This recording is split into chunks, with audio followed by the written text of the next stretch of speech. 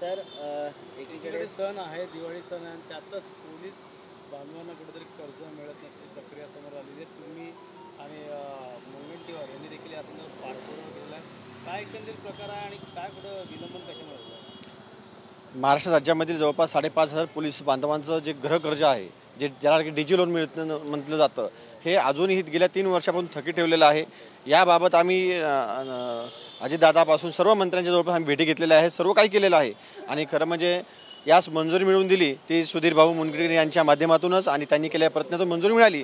परंतु याच्यानंतर 9 बँकेने मिटिंग घेतली, सर्व काही घेतलं, परंतु आज मुख्यमंत्री साहेबापर्यंत खालील अधिकारी या बाबतीत समोर आणून देत नाही आहेत का हेच कळत नाही आहे। आज दिवाळी आहे आणि दिवाळीच्या निमित्ताने माननीय सन्माननीय मुख्यमंत्री देवेंद्र साहेबांनी हा जो डिजी लोनचा प्रश्न आहे, या 5,500 पोलिसांच्या घराचा जो प्रश्न आहे तो तात्काळ सोडवावा अशी आम्ही त्यांना विनंती करतोय। 24 तास राबणारा पोलीस जर लोकांसाठी मात्र त्याचंच काम होत नाही आहे, त्यामुळे त्रुटी कशा एकंदरीत असतील, कुठल्या त्रुटी आहेत आणि त्या त्रुटी कधी दूर होणार?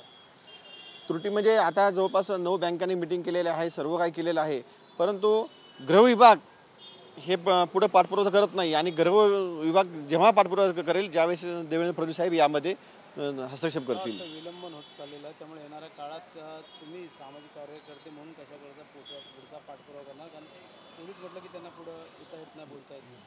आता खरं पाहिलं तुम्हाला 5,500 पोलीस जे आहेत त्यांच्या दैव्यात म्हणलं तर सुधीरभाऊ मुनगंटीवार आहेत। त्यांनी वेळोवेळी आम्हाला आंदोलन करू दिलं काहीच नाही, वेळोवेळी मंत्रालयापर्यंत आले, सर्व अधिकाऱ्यांशी चर्चा केली, सर्वांशी भेटीगाठी सर्व केलं आणि त्यांच्या माध्यमातून हे डिजी लोन पण पास झालेलं आहे। आम्ही आमच्या धडाकेबाज युवा प्रतिष्ठानच्या माध्यमातून आम्ही पाठपुरावा केलेलाच आहे, पण तो सुधीरभाऊ मुनगंटीवार आणि देवेंद्र फडणवीस साहेब आम्हाला नक्कीच न्याय देतील महाराष्ट्र पोलिसांना।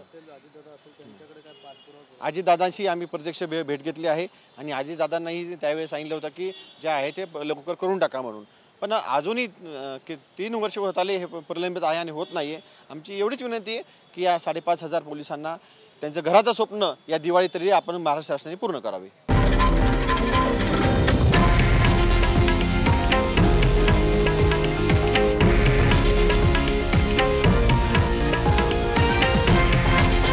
हे आहे देशातील नंबर 1 न्यूज नेटवर्क आणि आपण पाहत आहात TV9 मराठी, एकमेव।